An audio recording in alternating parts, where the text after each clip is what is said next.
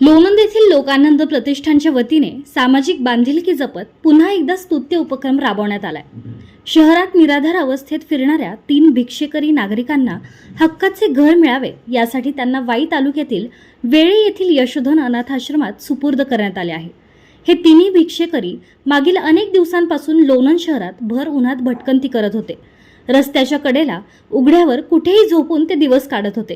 त्यांच्या आरोग्याची स्थितीही चिंताजनक असून त्यांना तातडीने निवारा व औषधोपचाराची गरज होती।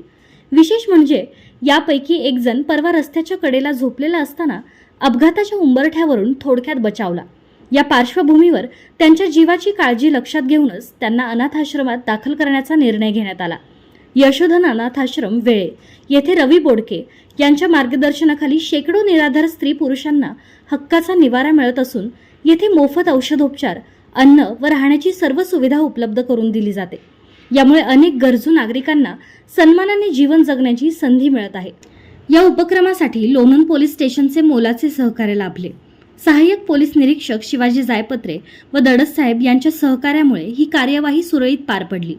लोकानंद प्रतिष्ठानचे अध्यक्ष प्राजित परदेशी, उपाध्यक्ष वैभव वोरा, सचिव संतोष खरात, संचालिका डॉक्टर स्वाती शहा, सुनील शहा, प्राध्यापक सुनील शेळके, बाळ लोणंदकर, तुषार कापसे व इतर पदाधिकाऱ्यांच्या मदतीने या तिघांना लोणंदहून वाई येथे सुरक्षितपणे नेण्यात आले।